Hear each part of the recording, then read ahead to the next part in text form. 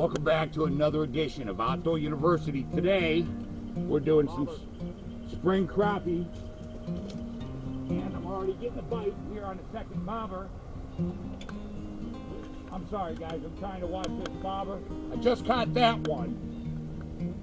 We're doing some spring crappie today, guys. And what we're doing is we're fishing over top of a beaver dam. About 8 foot deep, over 12 feet of water, okay? It's early morning. It's the 17th of March.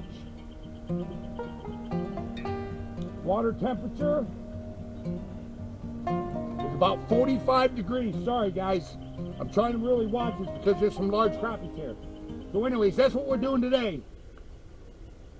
Stay with us guys. Here, watch this. I'm getting a bite, watch this.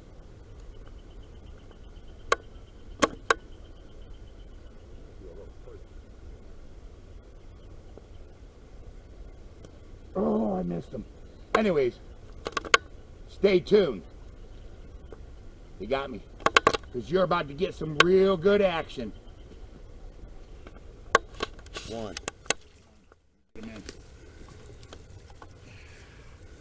There we go.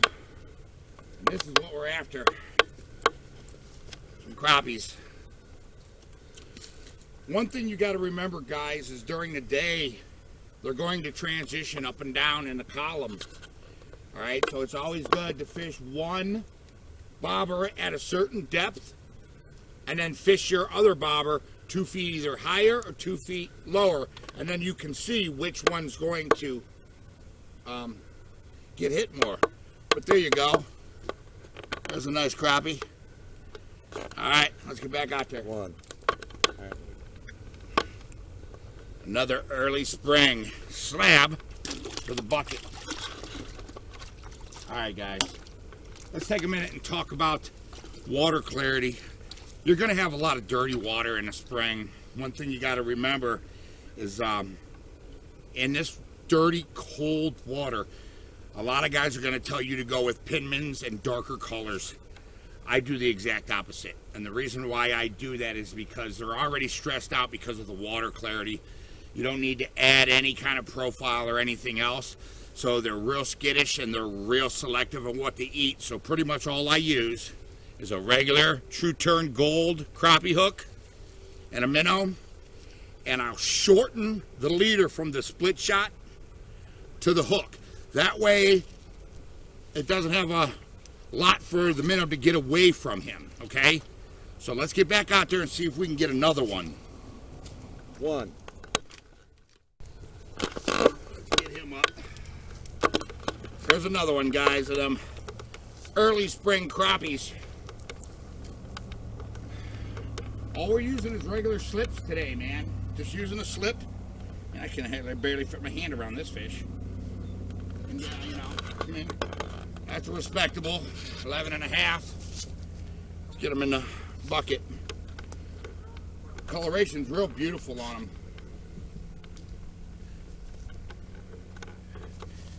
Now, let me tell you something. You probably won't be able to see it on camera, but if you can see the iridescence, okay, when you see this iridescence, you know they're higher in the column because they'll turn almost white when they're deeper, guys. I mean, let's get them in. One. Oh, yeah! Now that is a springtime crappie with Outdoor University. Beautiful. Nice fish, Tim. Good job, man. Nice fish. Thank you, thank you. Big. Ugh. And that All right, let me fish see that. will get released to grease. Oh! Oh! Wow. That's a big fish. Yes, it is. And back to the fishing. One. Yeah, there's another spring crappie. Early spring is one of my favorite times of the year, guys. I want you to remember one thing. Fishing is made for relaxation and fun. Try to keep it simple. When you're doing this simple slip rig technique, you're going to produce a lot of fish if you can find where they're at. Northern strain crappie are different than southern strain crappie, and you really need to remember that when you guys are chasing these fish wherever you're at in the country. So keep that in mind. Your southern strain crappie will come in all in different sizes. Your northern strain crappies will come in, your larger will come in earlier and they'll leave earlier, and then your smaller ones will come in. Today we're here right at the right time to be catching these slabs. So let's get back out here and see if we can get a big 16 or 17 inch on film.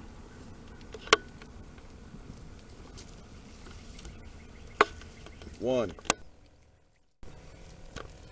Got a little baby one here.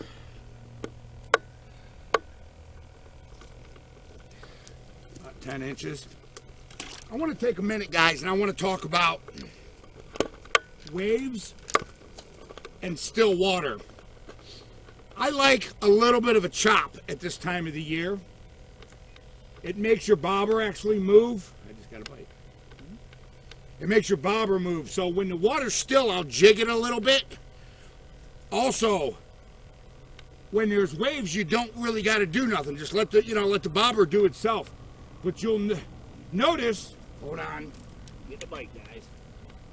You'll also notice that sometimes, we'll jig it a little bit and we're getting a lot more action, okay? So keep that in mind. Pay attention to your surroundings. Your surroundings are going to dictate what you need to do. When you got glass like this, every once in a while, just pop the rod tip, just pop your minnow. Wait a couple minutes. Pop it again. You'll know because you'll see your minnow get nervous. When you see that minnow get nervous, just real slow pull. Because a lot of times that'll trigger that bite. All right, I need to get baited back up and get back out here. That was a bite. Well, I've had a great St. Patrick's Day out here fishing with Outdoor University. Like and subscribe to these guys because they take care of their subscribers. They genuinely interact with you. I've been out ice fishing this year, and now it's open water season. I'm back out with these guys.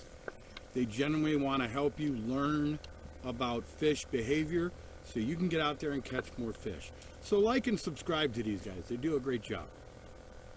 One. I want to take a minute and talk about when you're fishing on these timbers, on sunken timber. I like to move up line size to like a 6 or an 8 for these snags. That way you can pull the snags. When I use these little gold hooks, they'll straighten out, you can rebend them. Also, switch up the fluorocarbon, guys. You can go up in your line size if you switch up to the fluorocarbon. It's got a bite.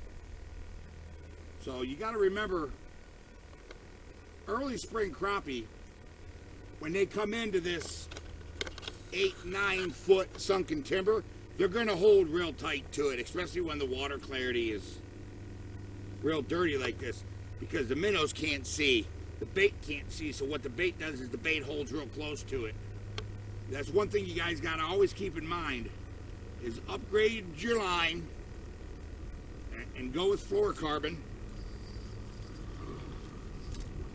Snag. Upgrade your line and go with fluorocarbon. Let's get back out there.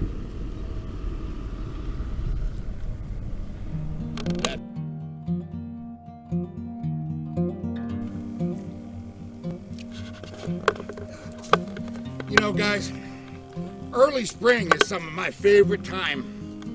There's a nice slab right there. Early spring is some of my favorite times to fish. Remember, get out there before the crowds. When you think those crappies ain't hitting because it's still a little cold, that's what's actually swimming around out there in your northern lakes, guys. I want you to remember, try not to complicate it, okay? It's simple bobber fishing. If It's simple bobber fishing, slip bobbers. Most of your guys' dads taught you that. If not, log on to Outdoor University online. We'll show you the rigging. And also remember, small carbon footprint. Take a kid fishing. Look after your vets. I'm Charles Mills with Outdoor University, and I will see you on the water.